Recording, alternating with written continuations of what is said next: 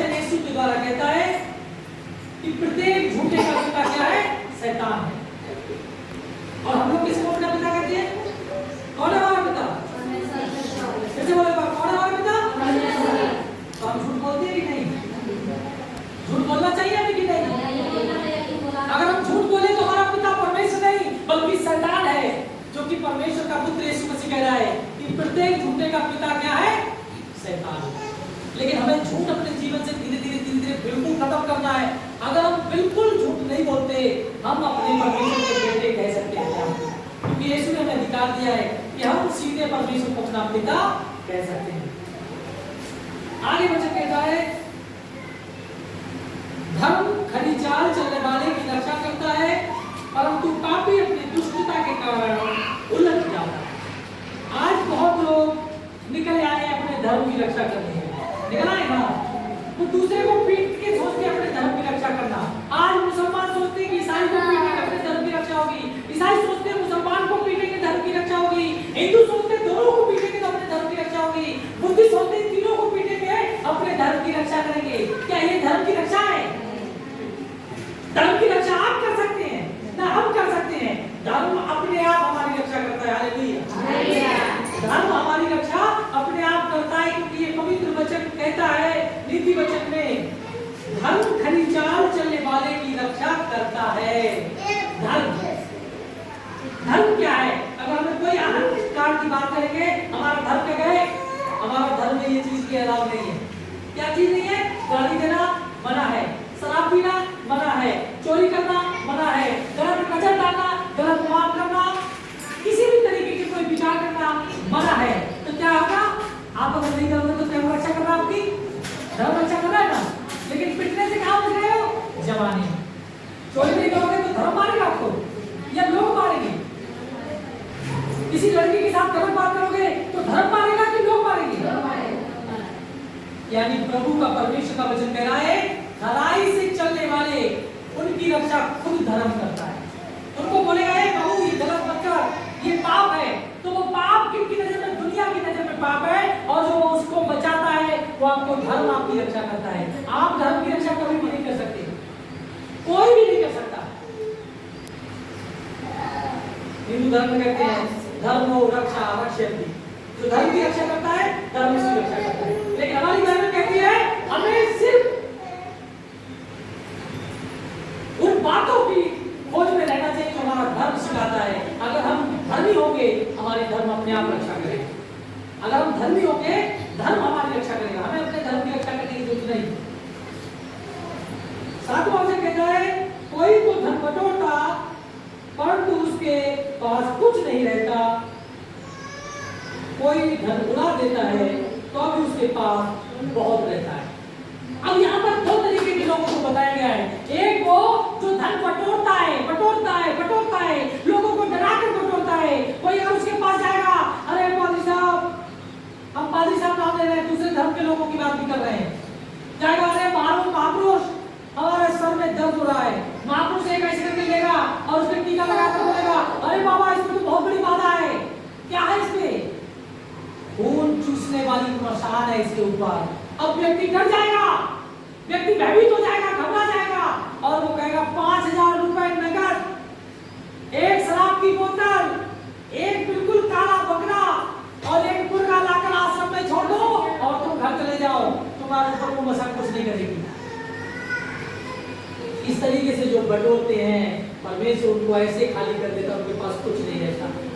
चाहे वो पादरी हुआ, चाहे वो दूसरा याजक हुआ, या किसी दूसरे धर्म का गुरु हुआ, अगर जो इस तरीके से लोगों को बहका फुसला कर, लोगों को बरगला कर पैसा कमाता है, वो नाश हो जाएगा। Hallelujah, hallelujah, hallelujah.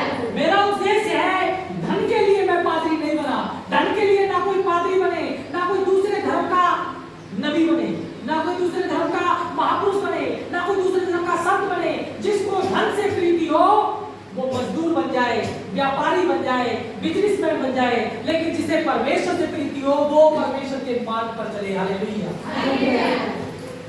परमेश्वर का मार्ग कहता है कि जो दोनों हाथों से लुटा देता है। आपने अक्सर देखा होगा, मेरे लोग बहुत गरीब हैं, है कि नहीं? या मैं झूठ बोल रहा हूँ? बहुत सी चीजें चीजें उनके पास नहीं है।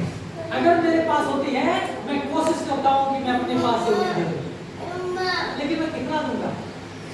लेकिन मेरा पिता मुझे खाली नहीं रहने देता। बाइबल कहती है कि जो व्यक्ति दोनों हाथों से लुटाता है उसके पास भी धन की घटी नहीं होती, क्योंकि वो परमेश्वर के मार्ग में सही रीति से चल रहा है, परमेश्वर की सेवा को सही रीति से कर रहा है। गाड़ी के बहुत खर्चे हैं, गाड़ी खराब हो जाए बहुत खर्चे हैं। मान लीजिए किसी के गांव में गए, उसने पूरी प्रार्थना कराई और 50 रुपए दे दिए, और वो दूर है 70 किलोमीटर 80 किलोमीटर, उसके पास तो 50 भी बहुत है। क्या पता बीड़ी बनाती है उसकी पत्नी, क्या पता वो बेचारा अस्पताल में है, उसके लिए तो 50 बहुत है कि नहीं? लेकिन पादरी का नुकसान है। लेकिन पादरी जो दिल से, या याजक जो दिल से, या संत जो दिल से, या महापुरुष जो दिल से, या बाबा जो दिल से चाहता है कि मैं दूसरों की सेवा करूं, उसे अपने पैसे से, अपने कष्ट से अपने परमेश्वर की महिमा करनी चाहिए। तब धर्म तुम्हारी रक्षा करेगा, तुम्हें धर्म की रक्षा करनी नहीं पड़ेगी। हालेलुया। आपको भूख नहीं लगेगी जब आप दिल से सेवा कर रहे हो, आपको प्यास नहीं लगेगी जब आप दिल से सेवा कर रहे हो, आपको कोई छोटा बड़ा नहीं लगेगा जब आप दिल से सबको प्यार कर रहे हो। लेकिन अगर आप धन के लिए प्यार कर रहे हो तो लगेगा इसको पीछे भगाओ, बहुत गंदा है, भगाओ पीछे, बोलेंगे कि नहीं? और जो पैसा ज्यादा देता है इसको आगे लाओ, रोको मत, आने दो आने दो। इस तरीके का जो विचार करता है वो परमेश्वर में भेदभाव को पैदा करता है, और परमेश्वर उसके साथ भी वही भेदभाव उत्पन्न कराता है, उसके कर्म कांड को खत्म कर देता है और उसको अस्थिर कर देता है। वो भागता फिरता है, वो कहीं टिक नहीं सकता। परमेश्वर का काम झूठा काम करने वालों का नहीं है। आज बहुत से लोग उठ खड़े हुए हैं, सोचते हैं ये आसान काम है, ये आसान काम नहीं है। जो प्रत्येक दिन यीशु की क्रूस लेकर चलने को तैयार हो वो इस काम में आगे बढ़े। Hallelujah, hallelujah, hallelujah. और आगे का वचन कहता है प्राण की छुड़ौती मनुष्य का धन है, परंतु निर्धन बुद्धि को भी नहीं सुनता। जो धन क्या है? प्राण की छुड़ौती। कैसे? कोई अगर आपको बोल रहा है कि ये बीमार है, इसको 2 बोतल खून चढ़ेगी, और आपके पास पैसा नहीं है तो कैसे चढ़ेगा खून?